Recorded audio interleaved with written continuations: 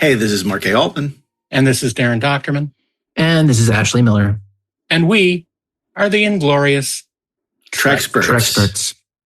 And today we have the sad news to bring you a very special episode of the Treksperts where we look back at Jeri Taylor. Remember, Jeri Taylor, of course, was the amazing writer and later showrunner for Next Generation's final season. She then went on to co-create Voyager and ran that show for 4 seasons before retiring. Jeri was a mentor to so many, a great writer. She began her career so many great shows, everything from The Incredible Hulk to Quincy, that's my personal favorite, but also Jake and the Fat Man and Magnum P.I. She even directed early in her career, which a lot of people forget. And, we've paid tribute in the past to people we've lost too young. Jeri passed away at the age of 88 a couple of weeks back. But we really felt it was so important to honor her, not only her contributions to Star Trek, but just a wonderful human being. I mean, I had the good fortune to spend a lot of time with her over the years, interviewing her back when I was a journalist. And she was always so warm and welcoming and just a wonderful person.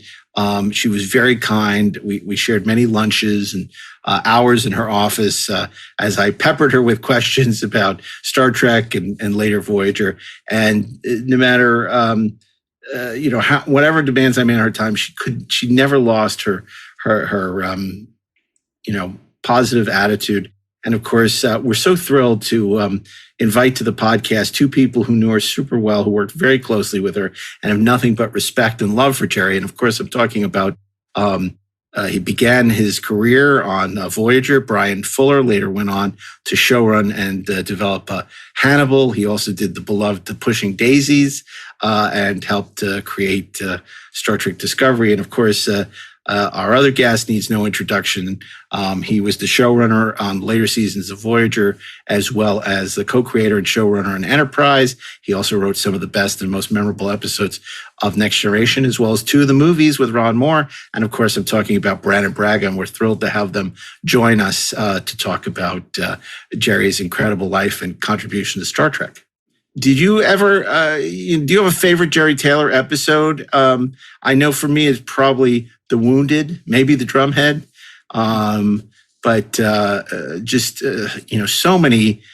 So much great work that she did on that series. And, we're going to hear from Jeri in her own words. I actually went into I went down the river into the heart of darkness, into my garage, and recovered some old and deoxidizing cassette tapes. Wow. And was able to get some wonderful interviews with Jeri that I were able to excerpt on the podcast. So you can hear from Jeri in her own words as we talk about her incredible life and career. That's exciting. I remember meeting her when I worked on the pilot for Voyager. And as you said, she was very pleasant and happy and enthusiastic and very, very great person to lead that show. Yeah, a lot of people are going to say, she was the real, Catherine Janeway. She was, a lot of ways, a lot of her was in that role. I just thought she was such a wonderful, dynamic person, so warm and so talented. And it really, when I heard that she had passed away, I was really sad. And it's a testament to how much she meant to people when you read all the outpourings of love. Because in this business, when somebody who worked in this business as long as she does passes away, half the people say, "Oh, what a shame." The other people say, "Oh, it couldn't happen to a nicer person," right? But with Jeri, people just were so sad to hear that she had passed away because, like you said, Darren, you only met her briefly, but and you were working in the art department. She couldn't have been nicer. Yeah. And so anyway, I want to encourage you to join us now for this very special episode of Inglorious Treksperts as we bring you Bryan Fuller and Brandon Braga sharing their thoughts for the late Jeri Taylor. So sit back and hopefully you'll learn a thing or two about this amazing woman and her incredible career. And we'll see you next week for an all-new episode of Inglorious Treksperts. Talk to your specialist about Botox Cosmetic, Anabotulinum Toxin A, because Botox Cosmetic Day is back on November 20th. For one day only, buy one $50 gift card, get one free, while supplies last. It gets better because it's not just one day of celebration, but the whole month of November. Refer a friend to Allie, and you'll both get $50 off a Botox Cosmetic treatment. Plus, if you register and get treated during November 1st to 30th, you have the chance to win $10,000. For prescribing information and box warning, visit BotoxCosmetic.com or call 877-351-0300. No purchase necessary for sweepstakes entry. Treatment must occur by 12/6. For full official rules, offer terms and conditions, and to join Allie, visit BotoxCosmeticDay.com. This episode is brought to you by Opill, the first over-the-counter daily birth control pill available in the U.S. Opill is FDA approved, full prescription strength, and estrogen-free. Plus, there's no prescription needed. Finally, the days of needing a prescription for birth control are over. Opill is available online and at most major retailers. Take control of your health and reproductive journey with Opill. Birth control in your control. Use code BIRTHCONTROL for 25% off your first month of Opill at Opill.com. More Chumba Casino fan mail. Love this. It says, Dear Ryan, I love Chumba Casino. There's so much fun. I love the wild ride from the social slots to the slingo to jackpots quicker than a 6-time real spin. Everybody's finding their fun at Chumba Casino. Why don't you find out for yourself? Head to ChumbaCasino.com and enjoy hundreds of casino-style games for free with your welcome bonus. Sponsored by Chumba Casino. No purchase necessary. VGW Group. Void where prohibited by law. 18 plus terms and conditions apply. We're the Goo Goo Dolls. We're fortunate that our daughters have what they need to grow and learn. But that isn't the case for nearly 13 million kids in the U.S. that struggle with hunger. Childhood hunger is a heartbreaking reality that Feeding America is working to change. Each year, the Feeding America network of food banks rescues billions of pounds of good food that would have gone to waste and provides it to families and children in need. You can help kids in need in your community by visiting feedingamerica.org. Brought to you by Feeding America and the Ad Council.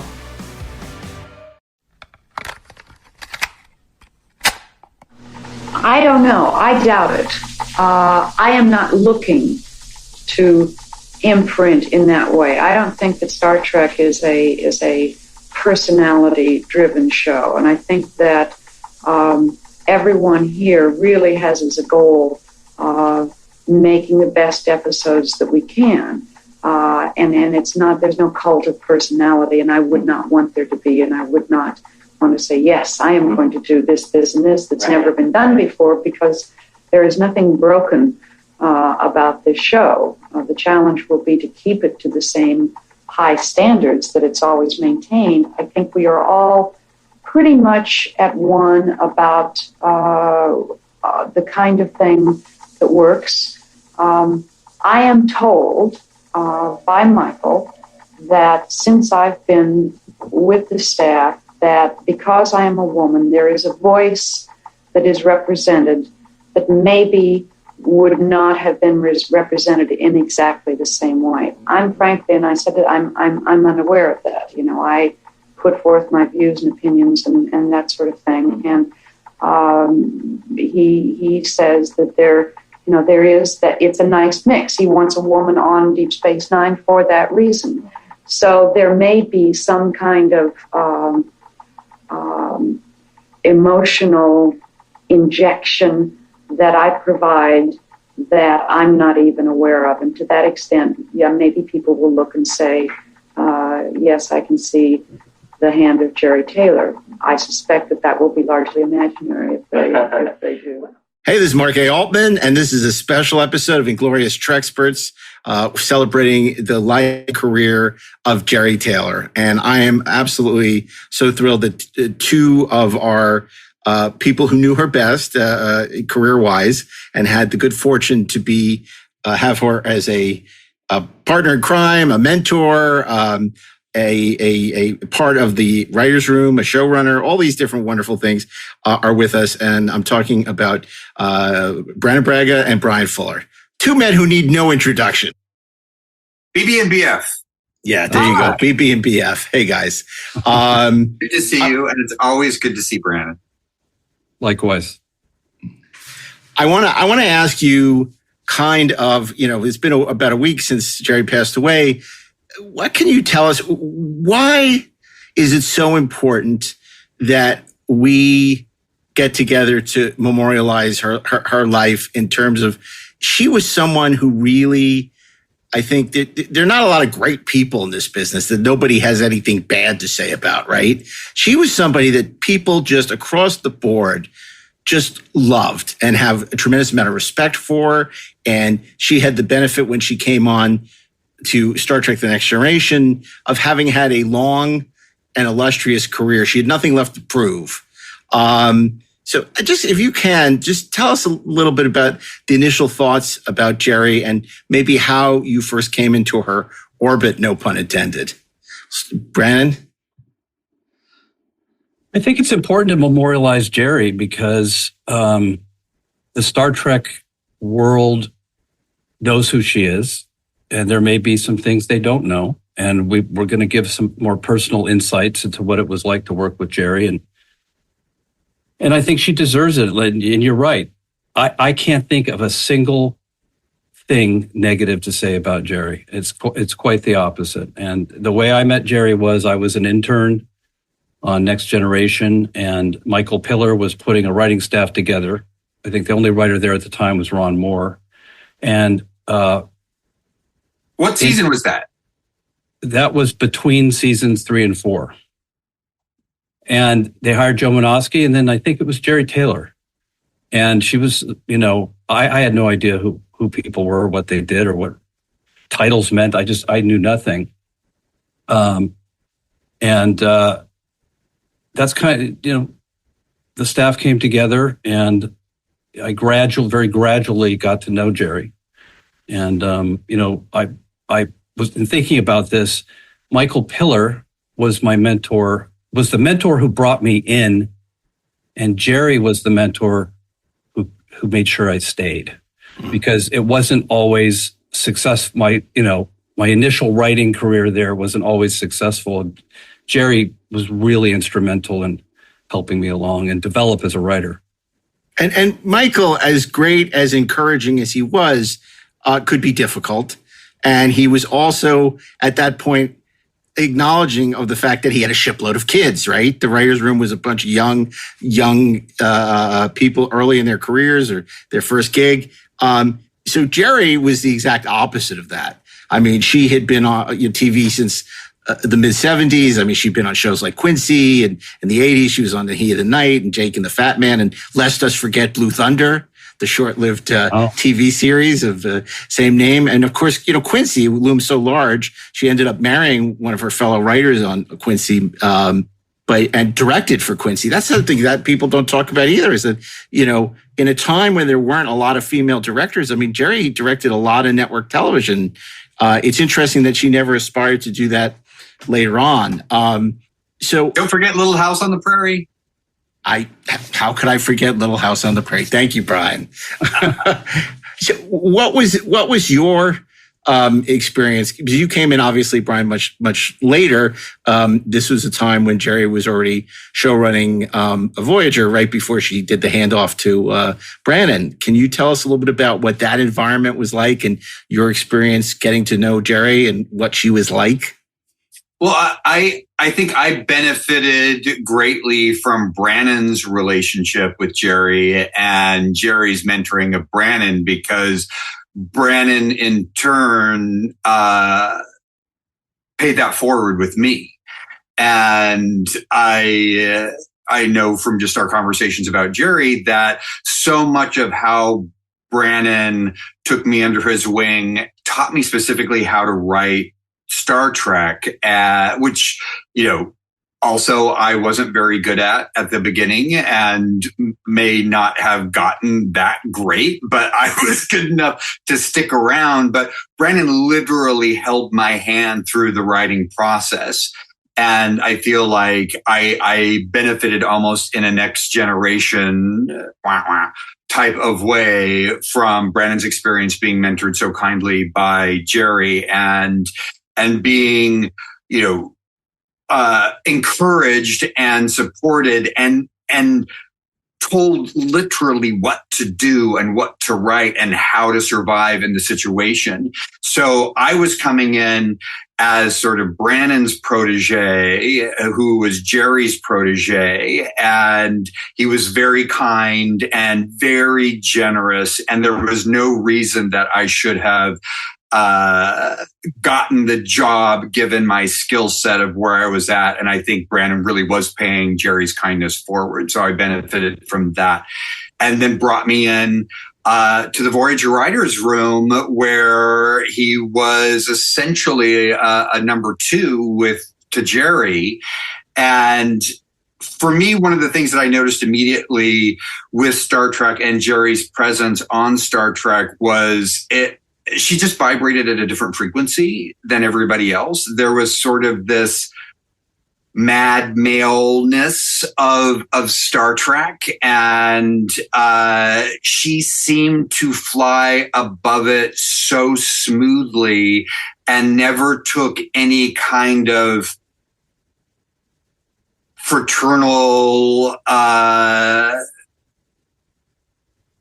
not necessarily sharpness, but she just wasn't bothered with any of the threatened aspects of being in a writer's room and being in the entertainment industry. She did not seem threatened at all. She seemed very kind and encouraging. I remember little things about her talking about writing and writing dialogue where people may write that, but they don't say that, like the word that. She's like eliminate it from the dialogue, and kind of honing my ear and teaching me how to say things as I'm writing them and eliminate the unnecessary words.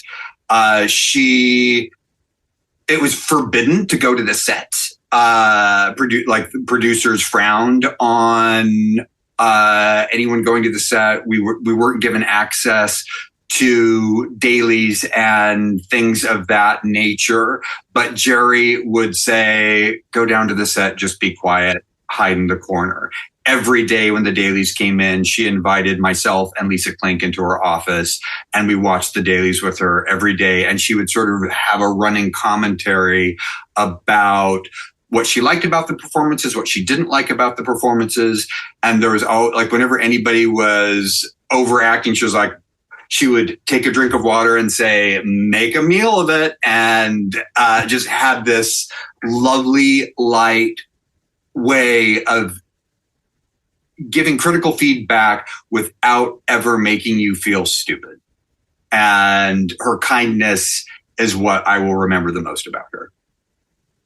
Brannon, when you first got to know her, obviously she had she carried herself in a very different way than other people on the show. And she also had all this experience. What do you feel like, what was her approach to the show initially? And did you find that it evolved? But she was the first person to say, I know nothing about science fiction, but it doesn't matter because this is a show about characters. Well, first of all, I just want to say Bryan is exaggerating about his arrival on the scene at Star Trek. His genius was on full display from the get-go. JERI saw it. I saw it. We were very lucky to have Bryan. And I think we learned as much from Bryan as he learned from us. JERI did so many things. As a writer, what she did was she just wrote characters. I mean, she was a good writer. She was great. She could write great dialogue. She really brought depth to the characters, and she really was proof that you didn't have to be a science fiction writer per se. But JERI was a genre writer, in disguise in a way, because Little House on the Prairie was a bit of a genre piece, right? Yep. And Quincy was a medical drama. I mean, this was... And the Incredible Hulk. Incredible Hulk, you're right. I think that's where she met Michael, maybe, or had a glancing contact with him.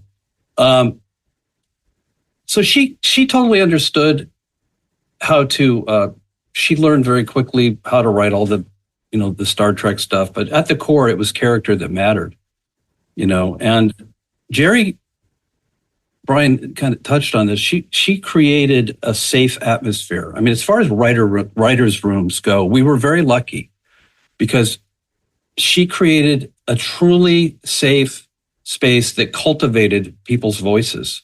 She was patient. She listened. She said something to me once that still resonates to this day. I was struggling with a script early on, and she was giving me notes. She would donate so much of her time giving you notes. Now, it was in her best interest too, to some degree, to make sure these writers would be worth having. But I was really freaked out. I think it was like the third script I'd written, and it was just a total page one rewrite of myself. And she said, you're not in peril. And that really just kind of took all the stress away, knowing that no matter what, I wasn't going to be fired, that I wasn't in peril, because it was hard for me to write in peril.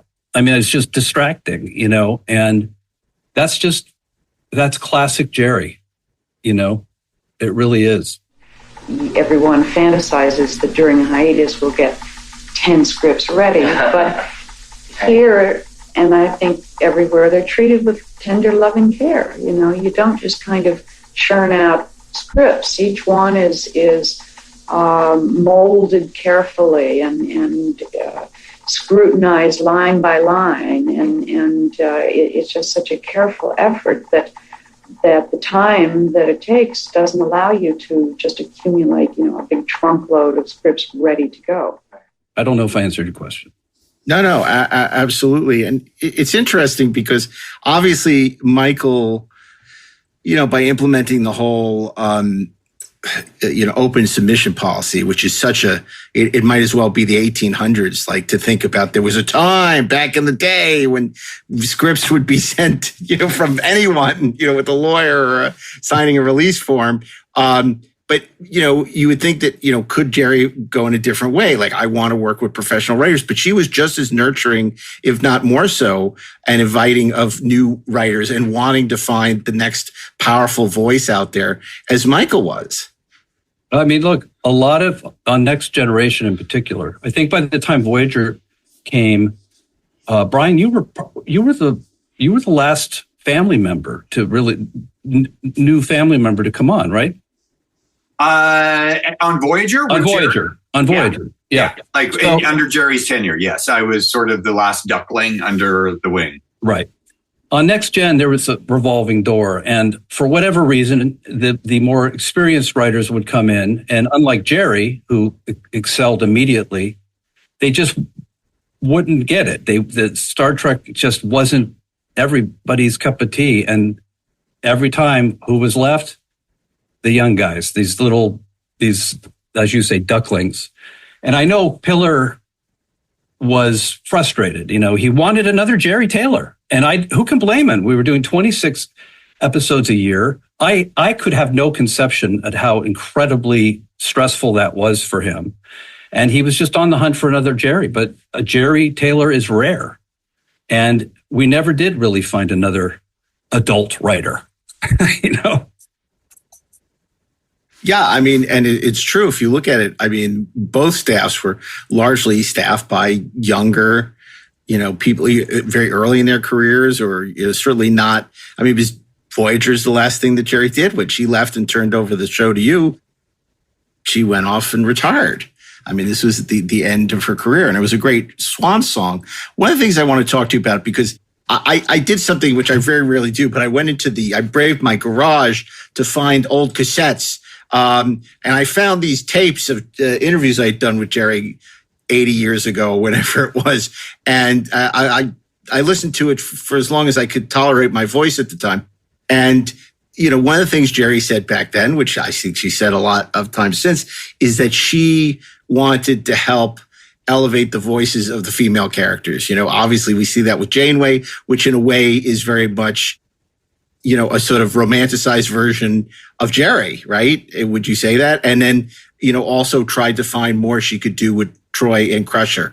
Can you talk about the importance for her, in what had been a, not largely, but almost entirely, male writing staff, about sort of, what she brought to these female characters over her long tenure? Right. I would love to hear about Troy and Crusher before we get into. Well, Troy. I mean, Troy, Crusher, Riker. There were these answers. All the ladies. All the ladies. Look. Yeah, we were always looking for stories for Troy and Crusher. And Jeri did really get behind finding stuff for them. There's a whole other story to be told about them in scenes together. But I won't touch on that. But yeah, I mean, I don't recall Jeri, throwing down mandates about more stories for Crusher and Troy. We were just lucky to find any stories that worked at all. They were like mining for gold. You mentioned the spec scripts thing. That was not out of desperation. That was just out of a need. It's hard to mine for gold, and we were just looking for good story ideas. So I don't know, Brian, what was your impression of this? It was interesting to sort of see the dynamic of what was on the page, what was intended, and Jeri's occasional frustrations with performances, and how she crafted them and in the process. I know that I remember there were scenes where a character would come off as too strident, and Jeri would be very protective of a female character coming off as too strident, because she was aware of the perceptions and the landmines in the field for women and female characters of being misconstrued as bitches or unlikable. And she was very protective of that. I think, in watching dailies, there were some times where she commented on certain choices that an actress made, and she's like, well, we're going to have to reshoot it because I'm watching these dailies and I don't like her and I'm rooting for her. So there were aspects of being very, very protective. And it was always, it happened a couple of times where I apologize, Roxanne.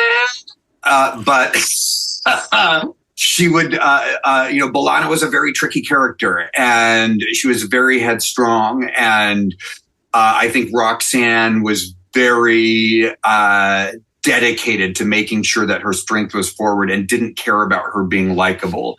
And Jeri's instinct was, you can be strong and you can be likably unlikable.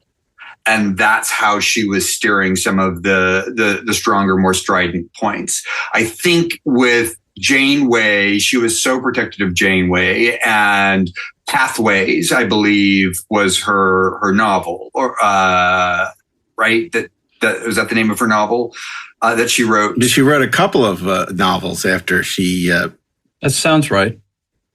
And she, like, it was interesting to read Jeri's prose as opposed to a script, because the prose allows you to get much more psychological with the characters. You get to get inside their head.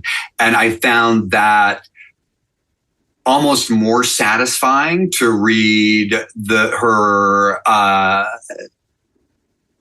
her ability to get inside Janeway's head and allow the viewer or the reader to have a broader understanding of who this woman was that felt more distinctively Jeri. So if whoever's watching this, if you haven't read Pathways, do yourself a favor. You will love it. And it'll give you great insight into Jeri's writing for female characters. Yeah, and I want to talk about Jeri's writing a little because, she wrote so many seminal episodes, starting with Next Gen. I mean, The Wounded, which introduced the Cardassians, which is, very militaristic kind of, just terrific, introducing one of the great alien races in Star Trek history. But one of her favorite episodes was A Bottle Show, which is marvelous, which is, of course, is the Drumhead, which she and so for the longest time said was her favorite episode, the show that she ever wrote. And, it's amazing because you think, Star Trek, we remember Best of Both Worlds and all these big shows. And yet the Drumhead is very small, but it's amazingly powerful. And that all comes, from, her facility with great character work, great writing, and having a voice and having something to say. I think this is true. This is one of the first episodes that made us go on a course which we will be going on next season in terms of kind of the feeling of the style and even the story material. And by that I mean this was spooky, weird, alien, unusual. I'm losing my deathless. This is so important.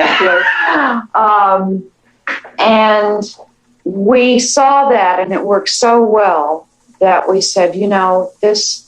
Maybe we need more of that. Maybe the science fiction aspect of Star Trek is not getting all the play that it needs. Sometimes we get political, we get emotional, but are we really going with the weirdness of the Roddenberry universe? Are we really seeing aliens that are truly alien? Let's stretch our thinking. Let's open our minds more. And we are consciously trying to develop stories that have a little more of that kind of weird, spooky, unusual, not sort of straight down the middle of storytelling. And Violations, I think, was probably the first one of those that keyed us into that. There's a speech in the Drumhead that I see online occasionally, Picard's speech. And about, I think, but I don't remember about free speech, or it was one of the climactic scenes. The Drumhead is a seminal episode. I mean, it's a courtroom drama. It's beautifully written. There's some great stuff in there. But I also think about she wrote the Goodbye Wesley episode. Was it Final Mission? Final Mission, right? Yeah. And that's a really nice episode. It's probably the best Wesley episode. I mean, it's really heartfelt. And that's the episode that introduced the Cardassians, right? The Wounded did. The Wounded. Oh, did The Wounded? Yeah. Final Mission was when Wesley Will Wheaton leaves the show and has the story with Dictate and all that beautiful photography out on the dry lake bed. And, she also wrote a really nice episode. She wrote a good horror episode, Night Terrors. Yes. Wow, and you're saying she wrote a good horror. Well, the king of horror here. We got the two kings of horror. That was a good one. She wrote a lot of great episodes. And Brian's right, I don't that she wrote novels is a real treat. Yes. And if you really want to sink your teeth into her writing, that's the way to do it. And it's so interesting because not only did she, tee up the return of Leonard Nimoy in Unification Part 1, which is, a lot better than Unification Part 2, but she also wrote two of the most, when people talk about, Star Trek being socially relevant and having something to say about the world we live in, both The Outcast and Chain of Command Part 2 are episodes that are likely at the top of people's lists. I forgot. The Chain of Command Part 2, the lights and all that stuff, that was Jeri. And that was a rough some rough sailing there because there were people who, I think Patrick himself was wary of the episode, like the torture aspect of it. I remember one of our line producers, at least initially, refused to work on the episode because he felt it was exploiting kind of like torture victims. And it all got resolved. And Jerry navigated those waters perfectly. And in fact, the episode is an indictment of torture and is really grueling to go through with Picard. It's not sensational at all. It's incredibly sophisticated, and it serves Patrick so well. Outcast, for me, as a queer Star Trek fan, I remember watching that with my lesbian roommate, and we both were blown away that we were seeing ourselves on Star Trek in a way that we hadn't before. And it was so sensitive and beautiful and heartbreaking that I think that goes to something that Brannon was saying earlier about whether it's a science fiction narrative or not, they are all human stories. And I think that's what Star Trek does so well. And what JERI did so well and brought so generously to the franchise is this humanity above and beyond the high concept storytelling. Yep. I really, really wanted to write this episode. It was an idea that came out of staff discussion. We had wanted to do a gay rights story, had not been able to figure out how to do it in an interesting Star Trekian science fiction way. Mm-hmm. And so it came up with the idea of turning it on its ear. And it's just one that I really wanted to do. Partly, I knew it would be controversial, and I like that. I welcome that. I think the idea of any drama is to touch people's feelings, to engage them, and whether you make them laugh, make them cry, make them angry, as long as you stir something in them, then you have been successful. Mm-hmm. And I knew that this would be an episode that would touch a lot of buttons and a lot of people. I think, I am not a gay person, but as a woman, I consider myself in a particular kind of minority. I know what it feels like to be disenfranchised, not in that precise way, but I felt like I had a touchstone to some of the feelings that must be involved. And so on a personal level, I wanted to write it. So it's the episode of the whole 2 years that I feel most proud of and most glad that I could have been associated with. And we've gotten every range of response, but largely positive. Mm-hmm. I'm really pleased with that. And it's interesting, too, because something like Outcast at the time was so groundbreaking. And, people look at it through the prism of today, and they're like, oh, Star Trek wasn't ahead on these issues. It's like, it was 1993. It was remarkably ahead. This is, a time where, this stuff, when it was being discussed, was like, don't ask, don't tell, and all that. So, I mean, and what she did, it's remarkable. If there's any issue, it's with the casting, but that's production. That's not the writing. I mean, she had the best of intentions, and to be able to, to produce something like that and get something like it made it's Star Trek, isn't always, completely ahead of the curve, but it's trying, it's aspiring. And in most cases, it's succeeding. Significant stories and issues which speak to the problems that we have today. And in a sense, that's what Star Trek does all the time. We are not, in that strict sense of the word, an issue-driven series. We don't look at the headlines and say, what can we get a story out of that? Basically, we are a storytelling series. And I have said to people before in public that we look for good stories. We don't look for issues. We have not, for instance, done a story on one of the most important issues of our time, which is AIDS. We haven't found the way to tell it. We haven't found the story that makes it work.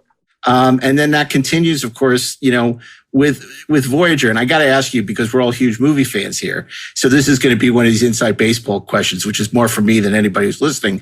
But when the whole Genevieve Bujold thing went down, and we're all huge fans, so it's like of ours. But what was her take? Because I've always heard, Rick's take. Obviously, Brannon, I know how you feel. I know how what was JERI think? Because this was a character the first time she co-created a TV series. This character was obviously very close to her, and what was her feeling when the dailies started coming in on Genevieve? If you remember, I mean, I'm asking you to tell me, well, what happened this day 40 years ago? Well, Brian, I don't know if you have a take on this, but. Well, my take is it's Janvier. Yeah, okay. Well, thanks. My French sucks, okay? My French is terrible. I don't pronounce, you guys got easy names. Brian Fuller, Brandon Braga, but I'm very bad with the pronunciations. Look, I was one of the people who was gung-ho about Bujold. And I think JERI was with Rick on this, on that JERI knew that she was a movie star who was used to a movie schedule and kind of tacitly predicted what was going to happen. And it was no surprise. And I remember the first day of dailies, it was pretty clear that JERI was not, feeling it. I think JERI had some conversations with the actress and ultimately didn't work out. But the dailies are amazing. Yeah, they are. I mean, and that's after the director begging her to speak so you could hear her. She was so soft spoken. But no, I think JERI, to my recollection, she was kind of a little wary of the whole thing. Was this really gonna work? Mm. And then, yeah. What was when Kate came on board? Did JERI have like a great relief? Was she like, okay, this is. I mean, there were screen tests, right? It came down to two actresses. I don't know if it's common knowledge who the other actress was. Susan Gibney, right? Susan Gibney, and they both did screen tests, and it was pretty obvious that. They were both great, but Kate just had that Katharine Hepburn voice, and she just brought something ineffable and compelling to the part. Yeah, and it was interesting in the narratives with the duality of how JERI saw Janeway with her holodeck fantasies and being kind of the nanny in these old English Gothics, that you got to see some of JERI's taste with a different kind of storytelling, and the juxtaposition of a woman in command with a woman who serves, and what is the gray area between those two ends of the spectrum that I thought were, initially when I saw it, I was like, oh, I don't know if I want to see Janeway like taking care of a couple of bratty British kids. But then after reading Pathways, I sort of got the character motivation for why she would make those choices as Janeway, to give her a relief from the command and to then build herself back up into a different type of storytelling. And, the Gothic of it all was a great juxtaposition to the science fiction worlds. So I found those bits of JERI that I may not have appreciated early on as an audience member of Voyager, and that I came to appreciate them much more once I understood where JERI was coming from with a lot of those choices. The governess. It was a governess, right? Yeah, it was kind of like a turn of the screw type story. Well, you can't get away from Turner's Crew. I mean, she did the story for Sub Rosa, and now she's doing Nannies. And yeah, anyway. Why'd you bring up Sub Rosa, Mark? Oh, man. Come on, man. People love it. It doesn't make it right. I just saw Duncan the other day, and he said people still come up to him. He's going to license and get the rights to do candles. If Morgan Goodell can sell flutes, he can sell candles. Anyway, but I want to ask you, and again, you may not remember, but one of the most fertile times for Star Trek was when you Brannon, were so busy doing not only Generations, but writing the finale on Next Gen, and at the time, Voyager's being developed. And I wonder, if you remember what that was like, because JERI was showrunner on season 7 of Next Gen, and she's developing the pilot with Michael and Rick. It's crazy. Now people are doing 8-episode shows, and back then you got 2 shows on the air developing another show, 26-episode season. I mean, it's like, what planet was this? And do you remember what it was like? And how do you have a life? Can you have a life when you're immersed that she's showrunner and she's developing the next Star Trek show, which is not might go sometime in the future, that starts shooting that summer? Well, yeah, I'm not sure given how small the writing staff was in season 7, we got through it with Ron Moore and I distracted with the movie and JERI developing Voyager. I guess you need to look at some of the episodes in season 7 and see that there's some spotty aspects to the season. They're not all great episodes, but with 26, what are you going to do? I remember a lot of some story breaks that Ron and I did on our own. And JERI did a couple off of her. I think we kind of split the work at some point along the way. It was nuts. It was really crazy. And Voyager was top secret at the time. Was All Good Things kind of a group effort, or was that you and Ron squirreled away in a room breaking that? No, we broke it with JERI. Michael gave his feedback and on the script. But no, it was a very small group breaking that story, and Ron and I were kind of off on our own, and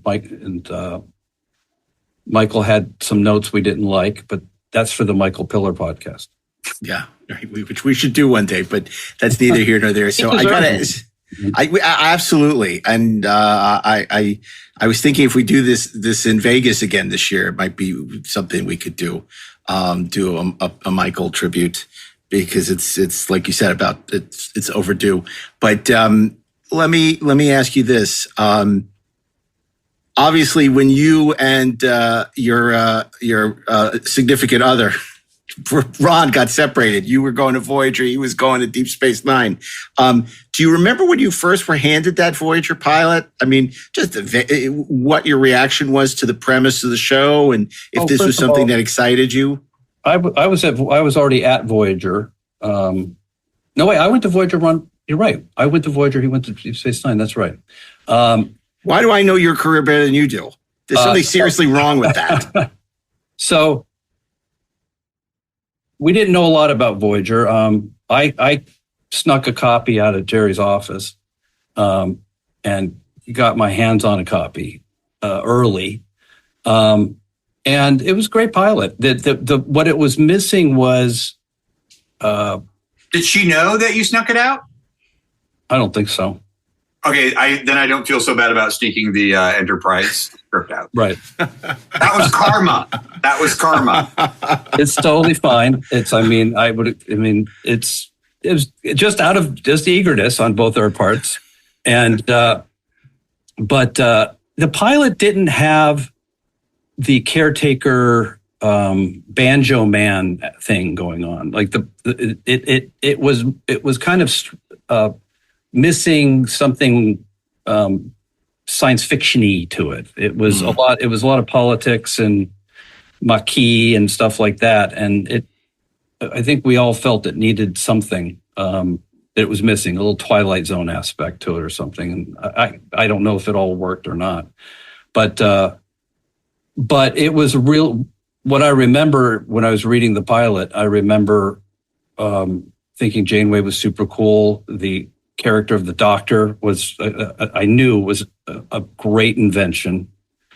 And I honestly don't know who came up with the Doctor. But it was a really good pilot for the most part. Yeah, no, Caretaker's terrific. And then, of course, for the next 3 seasons, I mean, she, in addition to running The Room, which does a bunch of great episodes. I mean, Eye of the Needle, Persistence of Vision, Real Life. I mean, she's very, does a bunch of great shows, including even after she steps away and you take over the show, she doesn't completely go away, just like Michael didn't completely go away when he gave up the reins. So what was that like when Jeri becomes consultant and you're now the showrunner, but you still have mom's still around? Mom, you're still not in college. You haven't gone away because mom's still there. Well, I started being groomed, for want of a better word, in around season beginning of sometime in season. Well, was it season 4? I got 3. You were being groomed in season 3. What season was Tuvix? That was 2, wasn't it? Okay. Well, there came a point, I had no aspirations to run a show. And they threw Tuvix they placed Tuvix on my desk and said, you need to rewrite this and get used to it. This is your future. And that was the first inkling I had that Jeri and Michael and Rick were thinking about me taking over Voyager. And then in season 4, I wasn't running the show, but I was starting to take on a bigger role and getting ready. And then in season 5, I took over. Jeri moved to a Sea Ranch up north in the house that her husband David and her had bought. And Jeri wasn't on the premises, but she did write a script early on.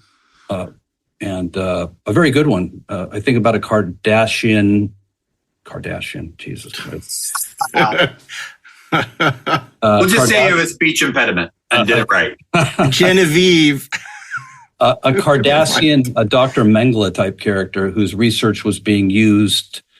And there was some ethical questions about, do we use the research from, derived from by evil means? And it was a really good episode. And I was very grateful that she wrote it because I needed it, particularly early on when I was navigating.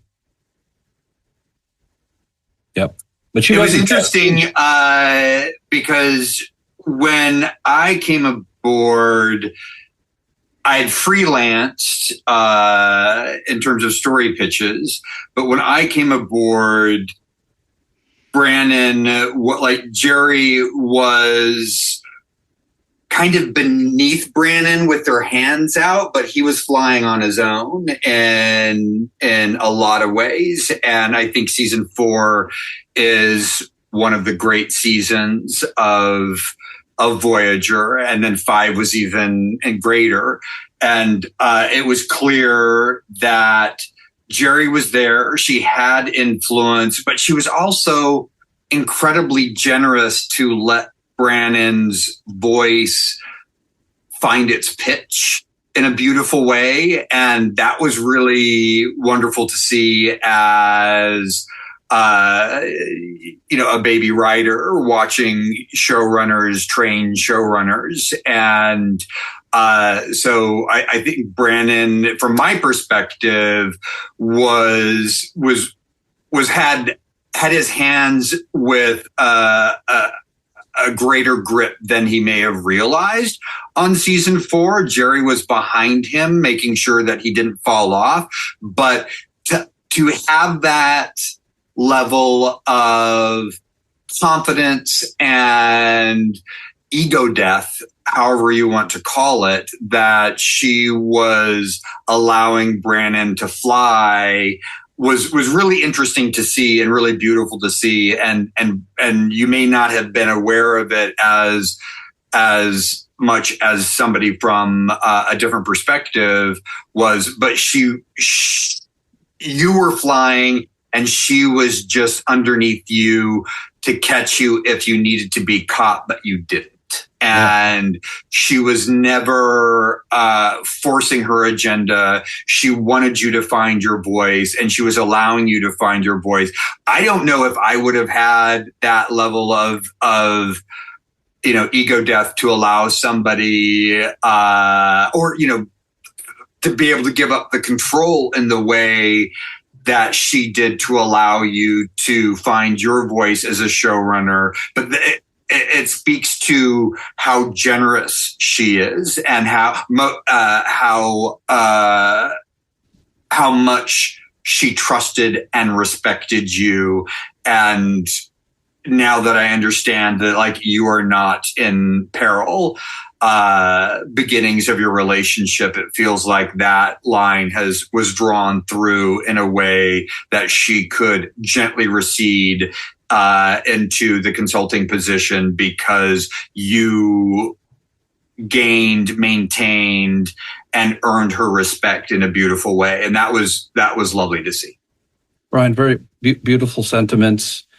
I think you said something really insightful earlier, which is that JERI had nothing to prove. I mean, she was coming in with such a titanic career behind her, and she just didn't go for all the usual insecure politic crap that sometimes happens in this business. She was unflappable, and she had a great sense of humor. Mm-hmm. And she could be one of the guys, or she could be one of the gals, or she could be. She got along with everyone. Loved JERI, and it sounds maybe a little schmaltzy, but it's true. I mean, she was beloved by everybody. Yeah, no, and it's interesting because it's impossible to succeed in this business without some kind of ego, right? I mean, sometimes it could be abrasive, sometimes not, but everyone has an ego who has success. And JERI, I mean, I'm sure she had it, but there was never a sense of ego with her. I mean, she was confident, but she never wore that on her sleeve. And I didn't know her the way you guys knew her, but I spent a lot of time with her over the years because of the writing, and she was always just so deferential to the people that she worked with. Always so sweet and encouraging and just very warm and inviting. Regardless of whatever I was saying in my reviews, she was always just just completely delightful, and it's really remarkable that. And it seems like from what you're saying, like no one else you have encountered in your career since, anyone quite like her. Yeah, there was, as a queer guy coming into a very male environment, I got my teeth cut on Deep Space Nine and being welcomed into the writer's room on a couple of the episodes that I pitched stories for, but did not write the scripts. It was a completely different vibration with JERI on Voyager. And I would not have been, I didn't get the job on Deep Space Nine. They were hiring on Deep Space Nine and they were hiring on Voyager. And I didn't get the job on that. And I think because, BRANNON is very queer friendly and very, tolerant of others, and I felt that him bringing me into Voyager was a gift. Not only it started my career and he shepherded my career, but also bringing a queer writer into an environment where he knew that I was going to be okay because JERI was there. It felt like he was looking out for me because he knew Jerry would look out for me. Jerry set the tone. Yeah. Well, let me ask you this as we sort of work our way to wrapping up, which is, look, working on a show is like summer camp. When it comes to an end, you're all like, oh, we're going to stay in touch. We're going to get together. And sometimes you do for a little bit, and sometimes you don't.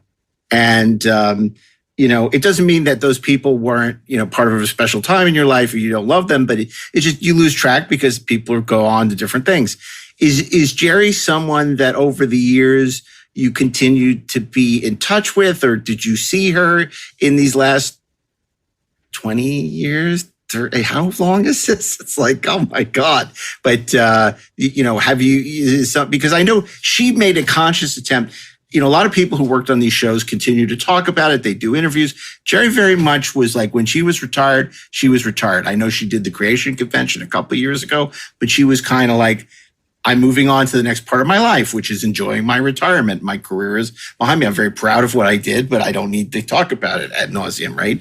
So did you continue to have any involvement with or touch base with her over the last, 2 decades since you worked with her? Well, Jerry, for a good number of years after she retired, Brian, I don't know if you received these letters. She would send out every year a State of the Union of everything going on in her life, how much she loved, how happy she was being retired, and recommended retirement to everybody. Retire as soon as possible. It's amazing.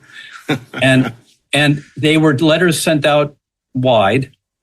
And that was my contact with her. And I don't know if it was kind of trying to communicate here's what I'm doing. Leave me alone. Right. I don't know. But in that regard, we stayed in touch, but it's not like I was sending letters back about what was happening in my life. But it was wonderful to see how happy she was. I will say that. We tossed emails back and forth on occasion, and she was very lovely and supportive when I started creating shows and show running myself. And there was always talk of a visit, and I regret not taking her up on that. And like as early as last year, it was like, okay, I'm going to get up there. She went into a retirement community, and I'd been intending to go. And then, the last year was very, very challenging for her and her family. But there was always a sense that she was proud of everybody that was in her life, not in, once again, not in an ego way, but in a way that she genuinely liked you and was wishing you well and was happy to hear about successes. And that was, the first time I met her was in a pitch, and I remember pitching a Seska story, and she was like, she did. And she was so cool about it. And she kind of was like, I'm trusting you with information that isn't going to be out yet. But there was a, she and Brannon were the first to treat me as a professional, perhaps before I had earned it. And I will always remember both of their kindnesses in that regard. Yeah, it's so interesting because I remember I was listening to these tapes at one point. She talks about, there are people that love Voyager at the time. This was contemporaneous. People that don't. She said, but really we'll know in 20 years what its legacy is. And, cut forward, here we are 20-ish years later. And obviously it continues to flourish and be more popular than ever. And there's an entire generation that's Star Trek to them, that you created the show that is their Star Trek. And, it's spawned these other shows where the characters are beloved and come back. So she's left this really, I think for her greatest accomplishment were her 2 kids and her second marriage and all that maybe none of this even matters. But, for us that love this stuff, and for you guys who, use this as a launching pad for very, very successful careers, she's left an incredible legacy. Janeway's iconic. And that's Kate Mulgrew too, obviously. Yeah. But it's also JERI. And the Voyager, I think, looking back, it was a radically feminist show. I mean, the best characters were female for the most part. And the Doctor was neither, really. He's a hologram, technically. So, she really left behind a great legacy. And a legacy of kindness. She would indicate that kindness was important and respect was important. Not necessarily by articulating it with words, but demonstrating it with behavior. And I never really heard her say an unkind word, which, I mean, I can be a bitch, but I mean, she handled us. I mean, we were, I don't love the phrase den mother, but it's been used to describe JERI. It just means that she was a great writer. She was a great person. She nurtured the people around her. And as Brian says, was incredibly generous. And I know for a fact, I would not have a career without JERI. No way. I wouldn't have a career without you. Well, that's very kind of you to say, Brian. I don't agree. I think your genius would have found its way. But JERI had a huge impact on our lives. She really did. That's why we're here. We want people to know that. I'm so glad that you guys both could find the time to do this and that we could do this. And, we all thought so much of JERI, and I hope we can stop doing these memorial episodes. I'm really not enjoying having to do these memorial episodes, but, it's great that we can say, yeah, you saw this credit 100,000 times, but this is who was behind the credit and the legacy that she leaves behind. So thanks, guys. Yeah, always good to see you, even under these sad circumstances. Thank you for taking the time to celebrate her and for including us. Yeah, it's an honor to honor. Well, thanks for joining us for a very special episode of Inglorious Treksperts, and we'll see you next Thursday for an all-new episode. Until then, a big thanks to Brandon Braga, Brian Fuller, and I'm Mark Altman. I'll see you next week here at Inglorious Treksperts, and good night. A very special thanks to Brandon and Brian for joining me today. And of course, we'll be back next week with a regular episode of Inglorious Treksperts with my regular co-hosts, DAREN DOCHTERMAN and Ashley Edward Miller. If you're going to be in the Ohio area, I hope you'll join us at GalaxyCon in Columbus, Ohio this December. And we'll be announcing our Inglorious Treksperts live tour for 2025 very soon.